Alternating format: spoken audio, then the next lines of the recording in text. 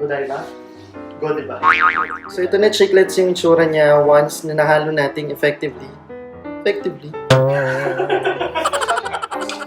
Gusto mong deeper yung kulay, darker yung kulay ng cookie mo. Will result to cakier cake. Hola chiclets! Nandito na naman tayo for another episode of Chico's Vlog.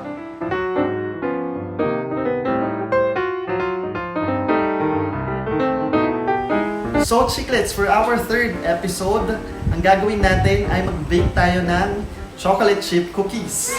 So bakit baking lesson for our third video? Naisip ko lang marami pa akong leftover from the first time na sinubukan kong mag-bake. So para naman hindi siya masayang, gagawin ko today yung second batch of cookies. Pero this time around, kasama ko kayo sa pag-bake. Bago tayo mag-bake, i-acknowledge muna natin lahat ng chiclets na sumuporta sa ating YouTube channel.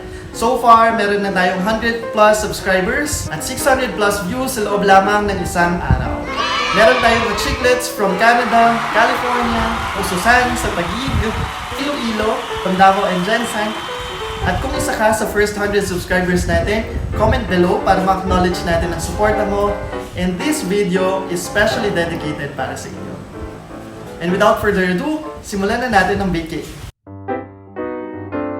Ang mga kakailanganin nating ingredients ay half cup granulated sugar, 3/4 cup brown sugar, 1 teaspoon salt, half cup unsalted butter, 1 egg, 1 teaspoon vanilla extract, 1 1/4 cups all-purpose flour, half teaspoon baking soda, and your favorite chocolates or any leftover chocolates that you have inside your fridge.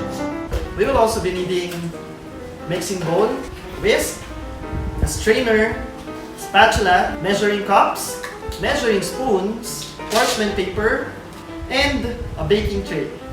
So for our first step, kailangan na natin paghalu-haluin yung mga sugar,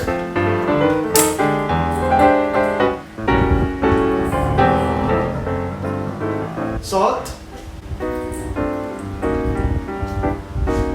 at yung butter.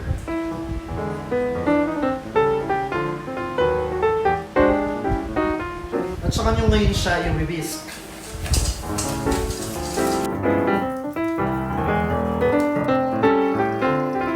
Ang goal natin is makakreate tayo ng paste without any form of lumps.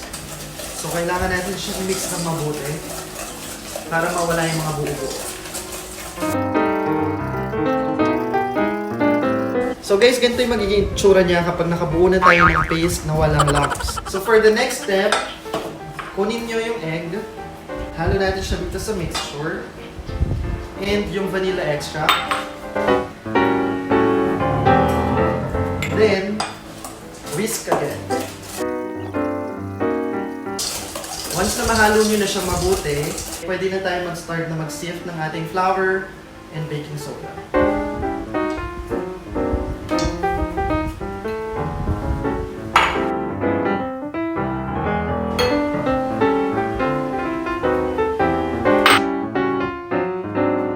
Bakit ba natin sinisift yung flour and baking soda? Kasi sila yung mga powder.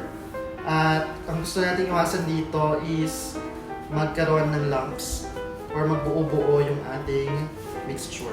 So once na nasift nyo na siya guys, pwede na natin siyang haluin using the spatula.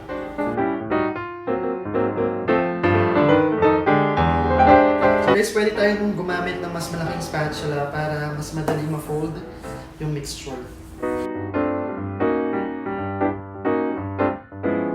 So careful lang guys sa pag-fold and sa pag-mix ng ating ingredients.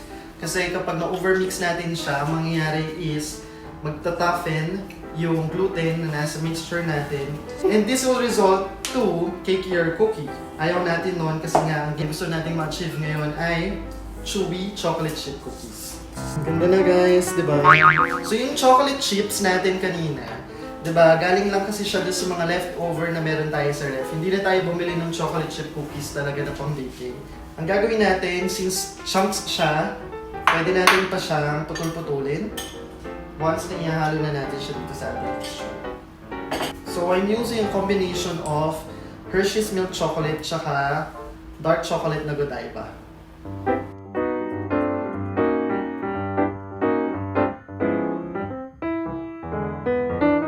iba ang ginagawa nila, pinaghihiwalay nila yung cookies depende sa ginagamit nilang chocolate. So merong batch na milk chocolate yung ginamit, meron ding batch na dark chocolates naman yung ginamit.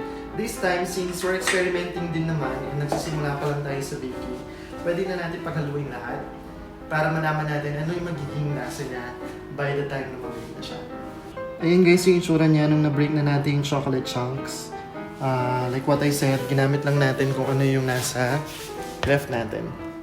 So continuously, fold lang natin yung mixture along with the chocolate chunks. So ito na chiclets yung magiging itsura niya once nahalo natin yung chocolate chunks dun sa ating mixture. And what we'll do next is set aside natin siya, i-chill natin siya for 30 minutes. So before natin siya ipasok sa loob ng ref, chiclets, kailangan natin siyang i-cover ng cling wrap. Nang sa ganon, hindi niya makuha yung iba't ibang lasa at amoy ng mga pagkain na nasa ref natin. And this is good to go!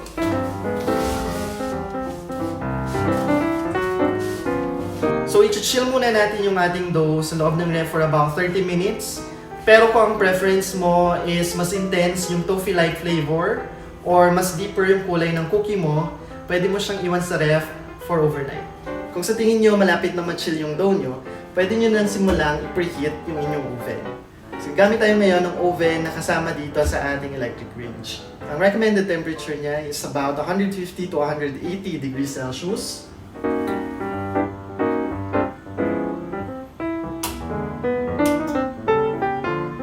At i-bake natin siya for about 12 to 15 minutes. Pwede nyo ring silipin kung yung dough nyo nagkakaroon na ng medyo brown edges. That's the time na pwede nyo na siyang tanggalin from the oven. So chiclets, after 30 minutes of chilling, magiging ganito na yung itsura ng ating dough. At pwede na nating simulang mag-bake. Usually, gumagamit ng ice cream scooper yung mga napapanood ko sa tutorial na nagbe-bake ng cookies. But since wala tayong ice cream scooper, mag-i-improve tayo ngayon. So ang gagamitin ko is yung isa sa mga measuring cups na ginamit natin kanina, which is the 1/4 cup and yung spatula. So to start, magsuscoop lang tayo ng dough using the 1/4 cup. Siguro itong size na to is okay na. And then, lahat ng na-scoop natin na dough, ihilera lang natin siya dito sa ating baking sheet. So usually, dun sa mga tutorial sabi, hindi na kailangan i-flatten kasi mag-flatten naman siya ng kusa. Pero gusto ko na ginaganito yung dough kasi nagkakaroon siya ng different na texture. Tuloy-tuloy lang yung pag-scoop and paghilera ng mga cookies hanggang sa mapuno nyo yung baking sheet.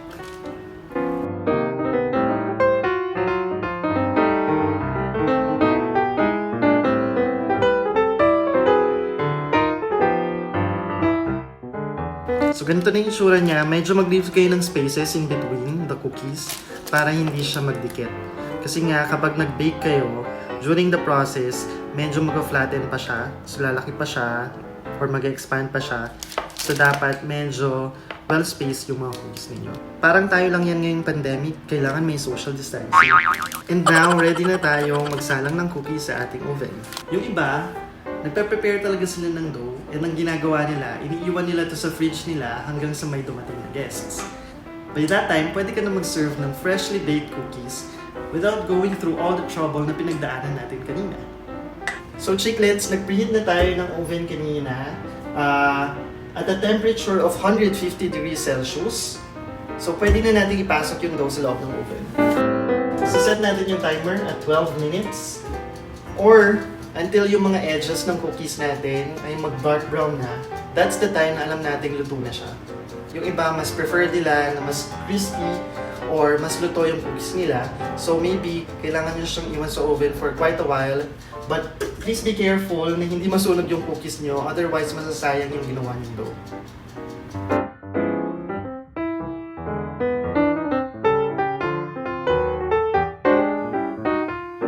So after 12 minutes, nakita ko na medyo nagba-brown naman na siya.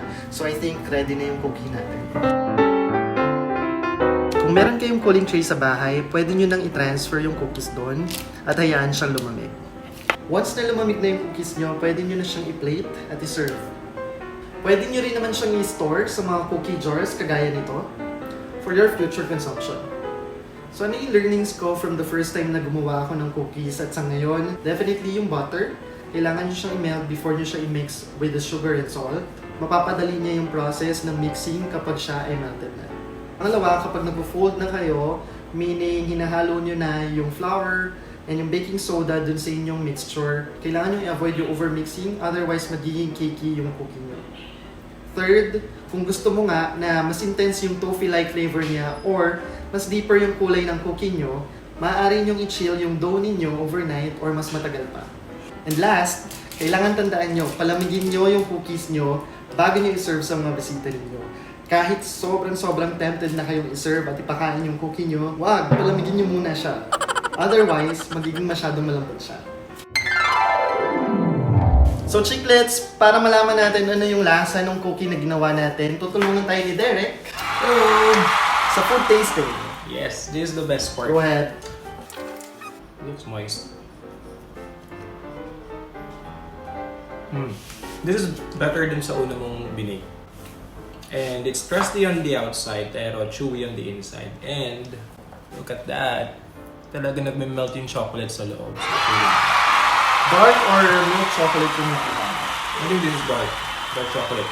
Which is I like. Medyo gusto ko yung medyo mapait na chocolate. Sobrang tamis ba? Kamusta yung sweetness naman? No, hindi siya masyadong matamis. It's just right.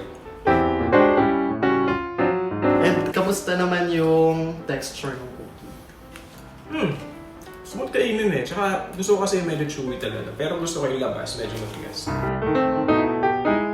Last na, how about the doneness of the cookie? How long did you bake this for? About 12 minutes. 12. That's good.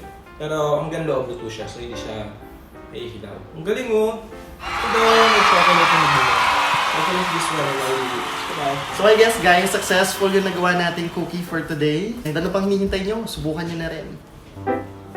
And that concludes our third video, chiclets. I hope natuto at nag-enjoy kayo sa ating baking lessons today. Comment down below kung gusto nyo pa ng mas maraming baking at cooking tips in our future videos. That's it. Bye!